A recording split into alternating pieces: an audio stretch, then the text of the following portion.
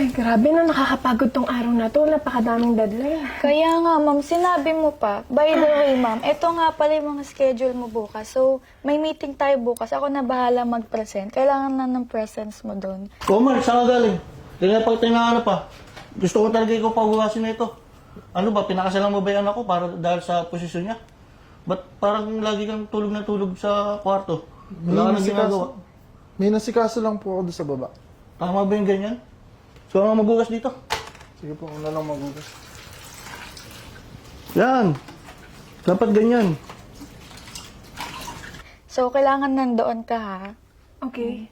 And then, nasabihan mo na ba yung kasama mo regarding dito rin? Yes, na-briefing ko na din sila. So, kailangan na lang natin pumunta and then dapat on time tayo.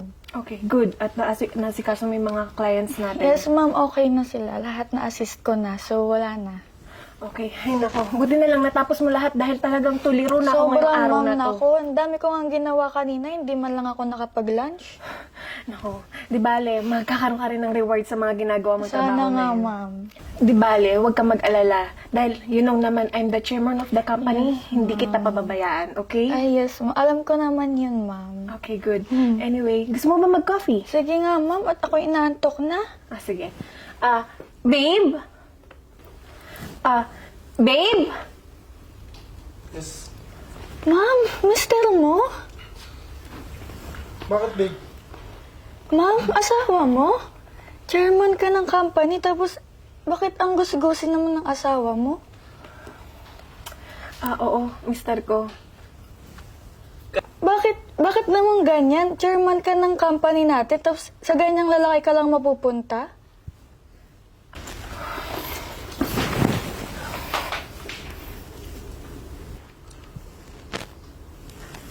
Babe, ano ba naman yan? Alam mo naman, di ba, sinabihan na kita na kahit nasa bahay tayo, mag-aayos ka ng pananamit mo. Nagugas kasi ako ng plato eh. Kaya nabasa yung damit ko. Alam mo, nakakahiya, oh. Alam mo naman na may posisyon ako sa kumpanya. May mga bisita akong dinadala dito. Ano na lang sasabihin sa akin? Nakikita kang ganyan. Nakakahiya.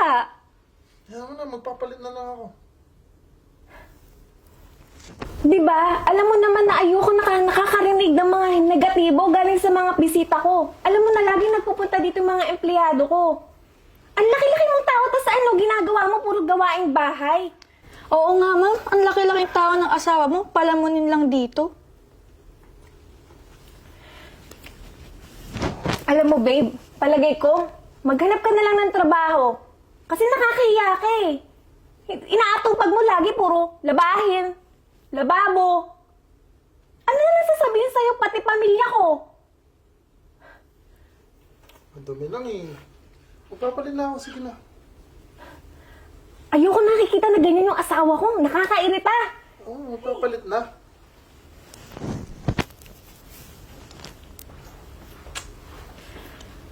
Sabi talaga to, hindi na nagbago. 2 taon na kaming kasal. Ganyan pa rin hanggang ngayon. Kaya nga, ma'am, hindi man lang mag-asikaso na maghanap man lang ng trabaho. Puro na lang gawaing bahay. Kalalaking tao niya, siya dapat ang nagtatrabaho, hindi ikaw. Alam mo, ginagalingan mo rin eh, no? Oh, best friend, kamusta? Okay lang. Ganun pa rin ba? Eto, lagi na lang ako pinagugas ng plato ng father-in-law ko. Hanggang ngayon pa rin? Ayaw mo kasing kumainin eh. Nagpapanggap ka pa. Ang Hindi. sinasabi mo na sa kanila na big time mayaman ka. Hindi ka na alilain. Natatakot kasi ako eh. Baka pag inamin ko eh, mag-iba yung tingin nila sa akin eh. Baka pera lang yung habol nila. Magbabago yun nang mamalaman nila. Mas mabuti kasi yung mamahalin nila Tatago ako ka? at tatanggapin nila na ganito Ganun ako, ka lang. di ba? Sabagay. Kaysa Pwede rin. sa pera lang yung magiging tingin nila sa akin pag nalaman nila na mayaman to. Pwede rin. Eh, hanggang kailan mo itatago yan? Hanggang kaya siguro ng mga palad ko magugas ng plato. Ano, medyo kinakalyo na nga eh. Parang ano naman to eh. Tago ka ng tago. Sayang yung yaman mo. Pairam ng pera. Ingulutan ka. Nga, tumagin na lang tayo. Baka kumapal-kapal yung kalyo ko dito. Daw, pre. Sabi ko na nga ba, Mark, dito ka matatagpuan eh. Sama pa kayo ng mga tropa mo. Pabarbar ka lang. Samantala yung anak ko, mag-ama nagtatrabaho sa opisina. Kung ako sa'yo, ngayong araw na to, umuwi ka na lang. Yung mga pinapagawa ko sa'yo, yung CR nga, di mo pa natatapos gawin eh. Mag-iinom ka lang dyan. Hihintayin kita sa bahay hanggang mamaya. Usap tayo sa bahay. Grabe, nasundan ka rito. Sabi naman GPS mo. Marunong pala mag-download ng GPS yun. High-tech pala yun eh. Baka hanggang dito, pagugasi ka ng pinggan, ha? Ay. Buti pa, pagtapat mo na yung totoo. Ayaw pa kasi uminin. Diba? Tagal na eh. Bad trip na nga ako dun eh. Ano, hindi ka na alipin-alipin. Sayang naman yung yaman mo, no? Kaya nga. Share your blessings na kasi. O, tayo mo nga kami. Bahala na. Baka aaminin ko na siguro. Lang. Go. Mom, may bad news ako sa'yo. Yung kumpanya natin, wala na tayong funds. Naghanap kami ng mga potential na investors pero wala, nag-back out na sila lahat. Hindi na namin alam yung gagawin namin. Ano, Ina? Eh, di ba nung nakaraan lang may kausap kayo? May 3 kliyente na gusto mag-invest sa kampanya natin. Ano nangyari? Wala na, Ma'am. Ayaw na nila. Dahil nakikita nila, nalulugi na tayo. Ina, hindi pwede ito. Kailangan natin ng paraan. Paano na yung mga empleyado? Kayo? Ma'am, tinry din namin na maghanap ng mga pwede pang maisalba yung kumpanya natin pero wala talaga. Ayaw din naman po kasi namin mawala ng trabaho. Hindi na. Kailangan nyo kumuha na pwede makatulong para maayos ang cash flow ng company natin. Hindi pwede, Ina. Kung hindi nyo kayang gawan ng paraan tong kumpanya na to, pues ako ang gagawa ng paraan. Dahil ano, maraming mawawalan ng trabaho. Ma'am, ayaw din naman namin mawala ng trabaho. Pero huwag ka mag-alala, Ma'am. Tutulungan ka din naman namin. Alam mo, Ina, hindi ako papayag. Hindi ako papayag na lumubog tong kumpanya na to na nasa kamay ko. Eh, Ma'am, kung ako lang naman ang pag-uusapan, syempre kasama mo ako. Pero yung mga iba mong empleyado, ayaw na nila at hindi naman natin sila mapipilit.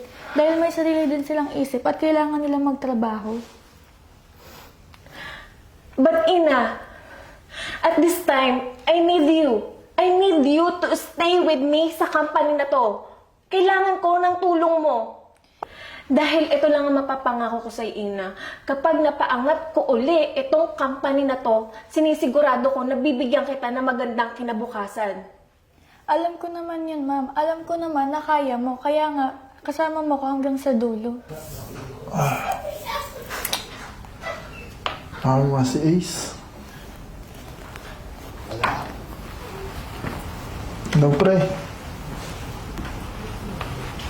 Parang ito na yata yung time para aminin ko sa asawa ko. Kasi may problema siya. Narinig ko, nag-uusap sila nung sekretary niya. Parang kailangan yata ng malaking halaga sa kumpanya. Gusto ko siyang tulungan, kaya siguro dapat na din niya malaman na mayaman talaga ako. Hi, babe. Kumusta?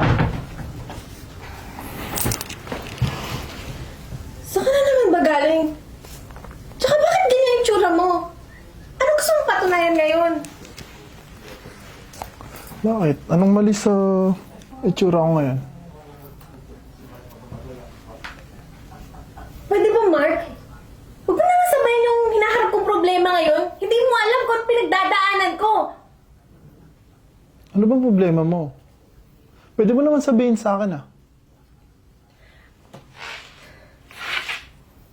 Alam mo, Mark, from the last 2 years, wala ka naitulong sa akin. Hindi mo alam kung gaano kabigat yung problema na hinaharap ko ngayon. Kaya pwede ba, tigilan mo nga ako. Magsusuot-suot ka ng ganyan. Ano yan?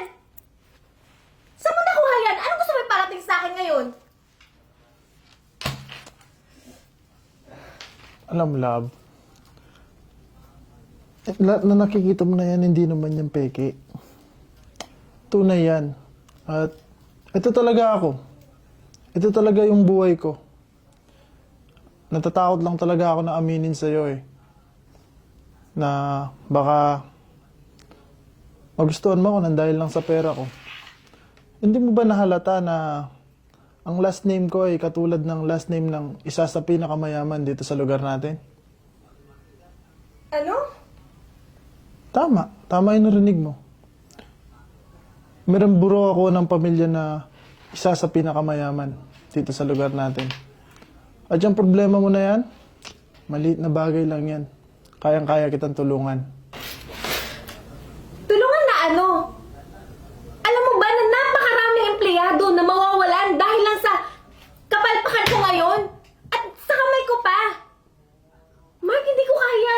Hindi ko kaya na pabayaan at bumaba na lang yung tingin sa akin ng tao dahil lang dito. Hindi ko kaya na hindi nila matutulungan yung pamilya nila. Bagsak na ang kumpanya. Ihaon natin ang kumpanya mo. Huwag ka mag-alala, tutulungan kita. Mag-i-invest ako sa company mo para bumalik ang dating sigla ng kumpanya mo. Magtiwala ka sa akin. Kayang-kaya natin yan. Pero bakit hindi mo pinakita sa akin lahat dati? Bakit kailangan mong magkunwari? Natakot kasi ako eh. Na baka magustuhan lang ako ng pamilya mo. Na dahil mayaman ako. Mas gugustuhin ko na magustuhan nila ako. Nang dahil sa ugali ko. Hindi dahil sa pera ko. Mark, hindi naman magiging ganun yung pamilya namin eh. Pero, salamat. Salamat kung matutulungan mo akong mapaangat ulit ng kumpanya na to at maging matagumpay ulit. Hindi kita papabayaan. Alam mo yan.